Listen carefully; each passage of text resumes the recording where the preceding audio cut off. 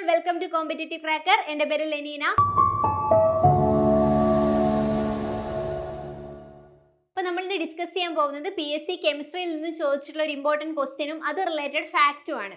അപ്പോൾ മൂലകങ്ങളും മൂലകങ്ങൾക്ക് പേര് വന്ന വഴികളുമാണ് ഡിസ്കസ് ചെയ്യാൻ പോകുന്നത്. നമുക്കറിയാം പീരിയോഡിക് ടേബിളിൽ 118ഓളം മൂലകങ്ങളുണ്ട്. ഈ 118 മൂലകങ്ങൾക്കും പേര് വന്നിരിക്കുന്നത് അതിൻ്റെതായ കാരണങ്ങൾ കൊണ്ടാണ്. ഓരോ മൂലകവും അതിന്റെ പ്രത്യേക കാരണങ്ങൾ വെച്ചിട്ടാണ് അതിന് പേര് കൊടുത്തിരിക്കുന്നത്. അപ്പോൾ ഫസ്റ്റ് ക്വസ്റ്റ്യൻ നോക്കാം. ഒരു ഏഷ്യൻ രാജ്യത്തിന്റെ പേര് നൽകിയിരിക്കുന്ന ആവർത്തന പട്ടികയിലെ ഒരേ ഒരു മൂലകം ഏത്? ഏഷ്യൻ രാജ്യത്തിന്റെ പേരിൽ നിന്നും ഒരേ ഒരു മൂലകത്തിന് മാത്രമാണ് പേര് കൊടുത്തിരിക്കുന്നത്. അത് ഏതാണ് മൂലകം? Indium, tennessine, nihonium, lithium. Answer വരുന്നത് നിഹോണിയമാണ്. ഓപ്ഷൻ സി ആണ് കറക്റ്റ് ആൻസർ. കാരണം ഏഷ്യൻ രാജ്യമായ ജപ്പാന്റെ ജപ്പാനീസ് നെയിമാണ് നിഹോണിയം എന്ന് പറയുന്നത്. അപ്പൊ നിഹോണിയം എന്ന് പറഞ്ഞാൽ ജപ്പാനാണ്. ജപ്പാൻ ഏഷ്യൻ രാജ്യമാണ്. ആ ഒരു രാജ്യത്തിന്റെ പേരിൽ നിന്നാണ് നിഹോണിയം എന്ന മൂലകം വന്നിരിക്കുന്നത്. ഇപ്പൊ നിഹോണിയം എന്ന് പറയുമ്പോൾ 113ാമത്തെ മൂലകമാണ് നിഹോണിയം. ഇനി ഏറ്റവും ലാസ്റ്റ് മൂലകം ഏത്? 118ാമത്തെ മൂലകം ഏതെന്ന് PSC പ്രീവിയസ് ഇയർ ക്വസ്റ്റ്യൻ ചോദിച്ചിട്ടുണ്ട്. ഇപ്പൊ 118ാമത്തെ മൂലകം OG എന്നാണ് റെപ്രസെന്റ് ചെയ്യുന്നത്. സിമ്പൽ OG ആണ്. ഓർഗാനസൺ ആണ് 118ാമത്തെ മൂലകം. ഇപ്പൊ പ്രീവിയസ് ഇയർ ക്വസ്റ്റ്യൻ നോക്കിയാൽ അറിയാം, ഏകദേശം റിപ്പീറ്റ് ആയിട്ട് മൂലകങ്ങളുടെ പേര് അല്ലെങ്കിൽ സിമ്പൽ ചോദിക്കുന്ന ഭാഗമാണ് 90ാമത്തെ മൂലകം തോറിയം മുതൽ 103ാമത്തെ മൂലകം ലൊറേൻഷ്യം വരെ. ഇപ്പൊ തോറിയം ടു ലൊറേൻഷ്യം 90 to 103 വരെ നിങ്ങൾ നിർബന്ധമായിട്ടും പഠിച്ചിരിക്കണം. ഏകദേശം എല്ലാത്തിനും പറ്റിയ ഒരു ഐഡിയ വേണം. അപ്പൊ നമുക്ക് ഫെമിലിയർ ആയിട്ടുള്ള ചില മൂലകങ്ങൾ ഏതൊക്കെയാ നോക്കാം. അയൺ നമുക്കറിയാം, അയൺ 26 ആണ്. അറ്റോമിക് നമ്പർ 26 ആണ് അയൺ. 27 കൊബാൾട്ട് വരും, 28 നിക്കൽ, 29 കോപ്പർ, 30 സിങ്ക്. ഇത്രയും മൂലകങ്ങളൊക്കെ നമുക്ക് കോമൺ ആയിട്ട് കേട്ട് പരിചയമുള്ള മൂലകങ്ങളൊക്കെ നമ്മൾ പഠിച്ചിരിക്കണം. നെക്സ്റ്റ് AG സിൽവർ 47ാമത്തെ മൂലകം. അറ്റോമിക് നമ്പർ 47 ആണ് സിൽവർ. അപ്പൊ സിൽവർ 47ാമത്തെ മൂലകമാണ്. പ്ലാറ്റിനം ആണെങ്കിലോ പ്ലാറ്റിനം 78 ആണ്. ഗോൾഡ് 79. ഗോൾഡ് സ്വർണം 79 ആണ് അറ്റോമിക് നമ്പർ വരുന്നത്. മെർക്കുറി 80. മെർക്കുറിയുടെ അറ്റോമിക് നമ്പർ 80 ആണ്. ഇതുപോലെ നമുക്ക് അറിയുന്ന ഇമ്പോർട്ടൻ്റ് ആയിട്ടുള്ള മൂലകങ്ങളൊക്കെ ഒന്ന് ഓർത്തു വെക്കാം. ടിൻ ആണെങ്കിൽ 50 ആണ് വരുന്നത്. ടിൻ SN ആണ് റെപ്രസെന്റ് ചെയ്യുന്നത്. ടിൻ SN അത് 50 ആണ് വരുന്നത്. ഓക്കെ, അപ്പൊ നോക്കിയേ, ഇവിടെ 90ാമത്തെ മൂലകം തോറിയമാണ്. 92ാമത്തെ മൂലകം ഏതാണ്? Uranium. 93 neptunium, 94 plutonium, 95 americium, 96 curium, berkelium 97, californium 98, einsteinium 99. ഇങ്ങനെയുള്ള മൂലകങ്ങളൊക്കെ പഠിച്ചു വെക്കണം. നെക്സ്റ്റ് നൊബേലിയം 102 ആണ്. നൊബേൽ പ്രൈസ് ജേതാവ് നൊബേൽ അല്ലേ, ആൽഫ്രഡ് നൊബേലിന്റെ പേരിൽ നിന്നാണ് നൊബേലിയം എന്ന പേര് കൊടുത്തിരിക്കുന്നത്. മെൻഡലീവ് ഒരു സയന്റിസ്റ്റ് ആണ് അല്ലേ, അതിൽ നിന്നാണ് മെൻഡലീവിയം എന്ന നെയിം കൊടുത്തിരിക്കുന്നത്. 101ാമത്തെ മൂലകം മെൻഡലീവിയം ആണ്. ഇനി ഫെർമിയം 100ാമത്തെ മൂലകം ഏതാണെന്ന് ചോദിച്ചാൽ അത് ഫെർമിയം ആണ്. FM ആണ് ഡിനോട്ട് ചെയ്യുന്നത്. 99ാമത്തെ മൂലകം ഐൻസ്റ്റീനിയം. ഓക്കെ, അപ്പൊ ഇത്രയും മൂലകങ്ങളൊക്കെ നിർബന്ധമായിട്ടും പഠിച്ചു വെക്കുക. ഓവറോൾ ഒരു ഐഡിയ ഉണ്ടായിരിക്കണം. മൂലകങ്ങളുടെ പേര്, സിമ്പൽ, അറ്റോമിക് നമ്പർ, ഇതിനെ കുറിച്ചൊക്കെ ഓവറോൾ ഒരു ഐഡിയ ഉണ്ടായിരിക്കണം. ഓക്കെ, നമ്മൾ അടുത്തതായിട്ട് ക്വസ്റ്റ്യൻ നോക്കാം. മൂലകത്തിന്റെ പേരിൽ 1-2 അക്ഷരങ്ങളിൽ നിന്ന് മൂലകങ്ങളുടെ പ്രതീകം ഉണ്ടാക്കാമെന്ന് നിർദ്ദേശിച്ച ശാസ്ത്രജ്ഞൻ. അത് പറയുമ്പോൾ ഡെമോക്രിറ്റസ്, ഡാൾട്ടൺ, ബെർസിലിയസ്, ലാവോസിയർ ആണ് ഇവിടെ ഓപ്ഷൻ ആയിട്ടുള്ളത്. അപ്പൊ ഏതാണ്? 1-2 അക്ഷരങ്ങൾ. നമുക്കറിയാം ഈ ഒരു പീരിയോഡിക് ടേബിൾ നോക്കിയാൽ എല്ലാ മൂലകങ്ങൾക്കും പേര് കൊടുത്തിരിക്കുന്നത്, സിംബലൈസ് ചെയ്തിരിക്കുന്നത് ഒരക്ഷരം അല്ലെങ്കിൽ 2 അക്ഷരം യൂസ് ചെയ്തിട്ടാണ് അല്ലെ. അപ്പൊ ഏത് ശാസ്ത്രജ്ഞനാണ് ഇങ്ങനെ 1-2 അക്ഷരങ്ങളിൽ നിന്ന് മൂലകങ്ങൾക്ക് പേര് കൊടുത്തതെന്നാണ് ക്വസ്റ്റ്യൻ. അപ്പൊ ഏതാണ് ആൻസർ? ബെർസിലിയസ് ആണ് ആൻസർ ആയിട്ട് വരിക. ബെർസിലിയസ് എന്ന സയന്റിസ്റ്റ് ആണ് മൂലകങ്ങളുടെ 1-2 അക്ഷരങ്ങൾ ലെറ്റേഴ്സിൽ നിന്നും പേര് കൊടുത്തിട്ടുള്ളത്. അപ്പോൾ ഈ ഒരു ഇങ്ങനെയുള്ള സിംബൽസ് വെച്ചിട്ടായിരുന്നു ആദ്യം മൂലകങ്ങളെ റെപ്രസെന്റ് ചെയ്തിരുന്നത്. ഹൈഡ്രജൻ, ഫോസ്ഫറസ്, കാർബൺ, ഇങ്ങനെ ഓരോ സിംബൽസ് വെച്ചിട്ടായിരുന്നു റെപ്രസെന്റ് ചെയ്തിരുന്നത്. അതിനുശേഷം ബെർസിലിയസ് എന്ന സയന്റിസ്റ്റ് ആണ് അക്ഷരങ്ങൾ ഉപയോഗിച്ച് മൂലകങ്ങളെ സൂചിപ്പിക്കുന്ന ആധുനിക പ്രതീക സമ്പ്രദായം ആവിഷ്കരിച്ചത്. അക്ഷരങ്ങൾ ഉപയോഗിച്ച് മൂലകങ്ങളെ സൂചിപ്പിക്കുന്ന ആധുനിക പ്രതീക സമ്പ്രദായം ബെർസിലിയസ് കൊണ്ടുവന്നു. അതുകൂടാതെ സെലീനിയം, തോറിയം, സീറിയം, സിലിക്കൺ എന്നീ മൂലകങ്ങൾ ബെർസിലിയസ് കണ്ടുപിടിച്ചു എന്ന് ഓർത്തു വെക്കുക. ഏതൊക്കെ മൂലകമാണ്?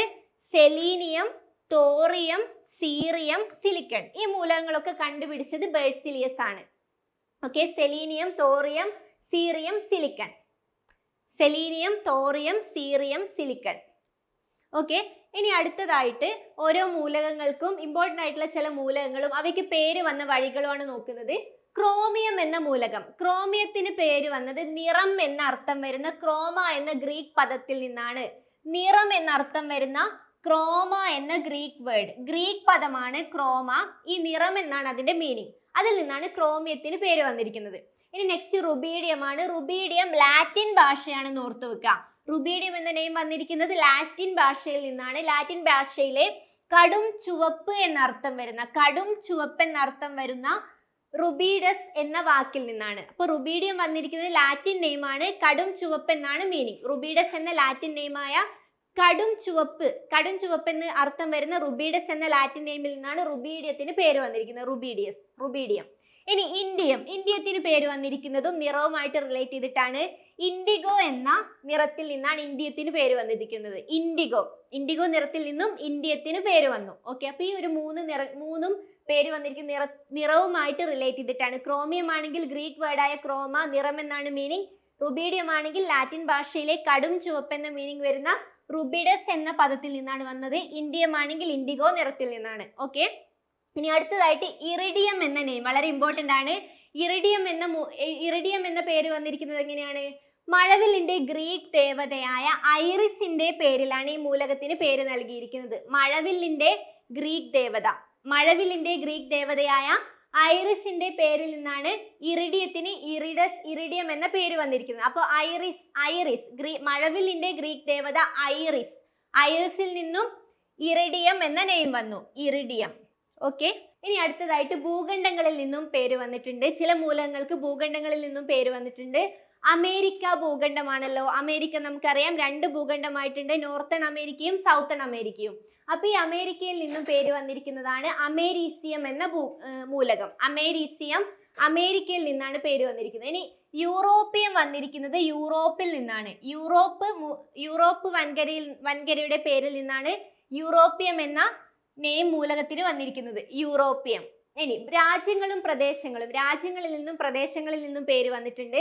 അപ്പൊ പോളണ്ട് ഒരു രാജ്യമാണ് അല്ല. അപ്പൊ പൊളോണിയം എന്ന മൂലകത്തിന് പോളണ്ടിൽ നിന്നാണ് പേര് കൊടുത്തിരിക്കുന്നത്. പോളണ്ടിൽ നിന്നും പൊളോണിയം എന്ന മൂലകത്തിന് പോളണ്ട് രാജ്യത്തിൽ നിന്നുമാണ് പേര് കൊടുത്തിരിക്കുന്നത്. നെക്സ്റ്റ് ഫ്രാൻസിയം മൂലകത്തിന് ഫ്രാൻസിയം എന്ന് പറയുന്ന മൂലകമുണ്ട്, അത് ഫ്രാൻസ് ആണ്. ഫ്രാൻസ് രാജ്യത്തിൽ നിന്നാണ് ഫ്രാൻസിയം. നെക്സ്റ്റ് നിഹോണിയം എന്ന മൂലകത്തിന് ജപ്പാനായിട്ട് റിലേറ്റ് ചെയ്തിട്ടാണ് നിഹോണിയം എന്ന പേര് വന്നിരിക്കുന്നത്. അതേപോലെ ജർമ്മേനിയം എന്ന മൂലകമുണ്ട്, അത് ജർമ്മനിൽ നിന്നാണ് വന്നിരിക്കുന്നത്. ഓക്കെ, ഇനി നെക്സ്റ്റ് ശാസ്ത്രജ്ഞരുടെ പേരിൽ നിന്നും വന്ന മൂലകങ്ങൾ ഏതൊക്കെയാന്ന് നോക്കാം. ക്യൂറിയം വന്നത് ക്യൂറീസിൽ നിന്നാണ്. ക്യൂറീസ് എന്ന് പറയുമ്പോൾ 2 ശാസ്ത്രജ്ഞരുണ്ട് അല്ലെ, മേരി ക്യൂറിയും പിയറി ക്യൂറിയും. ഈ രണ്ടും ഹസ്ബൻഡും വൈഫും ആയിരുന്നു. അപ്പൊ ഈ ഒരു പിയറി ക്യൂറിയും മേരി ക്യൂറിയുടെ പേരിൽ നിന്നാണ് ക്യൂറിയം, അവരുടെ ആദര സൂചകമായിട്ടാണ് ക്യൂറിയം എന്ന പേര് മൂലകത്തിന് കൊടുത്തിരിക്കുന്നത്, ക്യൂറിയം. ഇനി ഐൻസ്റ്റീനിയം എന്ന മൂലകം ആൽബർട്ട് ഐൻസ്റ്റീന്റെ പേരിൽ നിന്നാണ്. ആൽബർട്ട് ഐൻസ്റ്റീൻ ആദരിക്കാൻ വേണ്ടിയിട്ടാണ് ഐൻസ്റ്റീനിയം എന്ന പേര് കൊടുത്തിരിക്കുന്നത്. നെക്സ്റ്റ് മെൻഡലീവിയം എന്ന മൂലകത്തിന് മെൻഡലീവിയം എന്ന് പേര് കൊടുത്തത് മെൻഡലീഫിൽ നിന്നാണ്. മെൻഡലീഫ് സയന്റിസ്റ്റ് ആണ്.